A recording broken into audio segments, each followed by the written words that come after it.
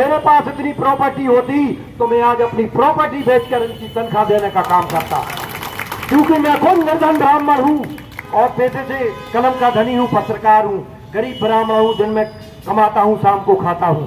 लेकिन मेरा जज्बा और मेरी हर ताकत अपने इन भाइयों के साथ है। तो एक बार मैं पुनः कहना चाहूंगा ललितपुर के अधिकारियों से, क्या वो क्या कर रहे हैं, उनके कान पर जू नहीं रेंग रहा है। महीनों से इनकी समस्या चल रही, इनके बच्चे कैसे पलेंगे।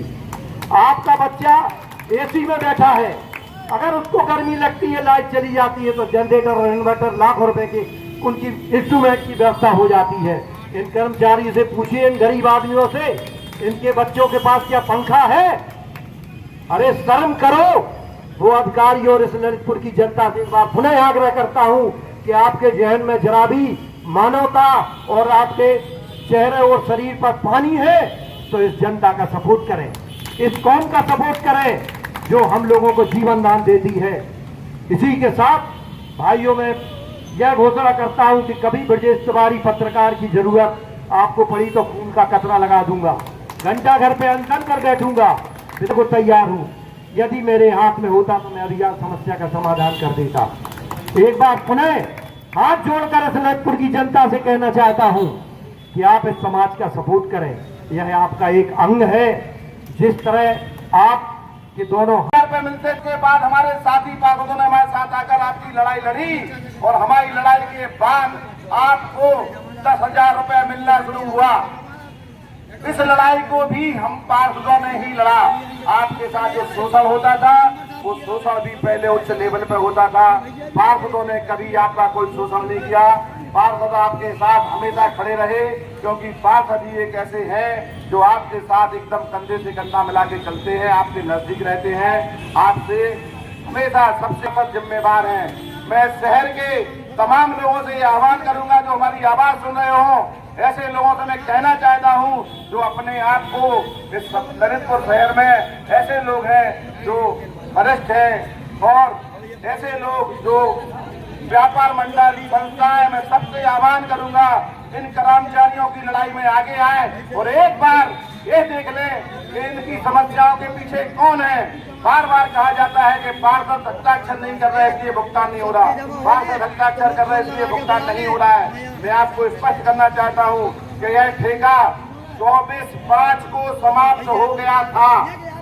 हम पार्षद लोग कोतवाली में हाउस बोर्ड एक मीटिंग हाउस की गई थी, उस मीटिंग में हम लोगों ने आश्वासन कि ये ठेका 24 तारीख को खत्म हो रहा है। आज 19 तारीख हो गई है, इस पर आपकी क्या कार्रवाई की जा रही है? तो बोले कि आचार संहिता लगी हुई है, MLC चुनाव चल रहे हैं, ऐसी स्थिति में आप लोग ऐसा करिए कि इसको 2 महीने बढ़ाने के लिए पास कर दीजिए।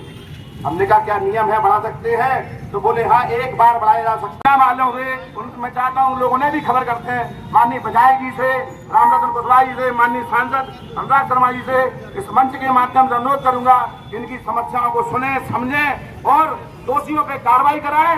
बड़े भाई, आपके द्वारा पार्षद जी जो हमारे कर्मचारियों को जो ताकत प्रदान की गई और जो कर्मचारियों के बीच में जो मतभेद था कि किस प्रकार से ये वेतन रुकी, आपने स्पष्ट करके कर्मचारियों के सामने बताया, उसके लिए कर्मचारी साथी आपके आभारी हैं। हमारे बीच में मौजूद पाया जा सकता है विषम परिस्थितियों में, ऐसी परिस्थितियों में जब टेंडर होने की स्थिति ना हो, एक बार बढ़ाया जा सकता है। जबकि हम आपको अवगत करा दें, जो हमें नियम कानून पता है कि एक ऐसी व्यवस्था है आउटसोर्सिंग की, इस पे कोई भी आचार संहिता काम नहीं करती है। इसको जिलाधिकारी महोदय से एवं निर्वाचन मंडल से अनुमति लेके कराया जा सकता है, क्योंकि ये आवश्यक कार्य में आता है और निर्वाचन नियमावली में आवश्यक कार्यों में कोई रोक नहीं है। लेकिं अपनी बला टालने के लिए इस तरह की बात कही गई, हम लोगों को भी लगा कि नहीं ये ठीक है, जरूरी है और एक बार बढ़ाया जा सकता है। ऐसा शासना दोनों ने लिखा है कि विषम परिस्थितियों में एक बार बढ़ाया जा सकता है और हम लोगों ने 2 महीने बढ़ाने के लिए खुद मांग की और 2 महीने बढ़ाने के लिए समिति एवं अध्यक्ष महोदय द्वारा भी मंजूरी प्रदान की गई और उस 2 महीने बढ़ाए हुए कार्यकाल का कारादेश जो कार्यदायी संस्था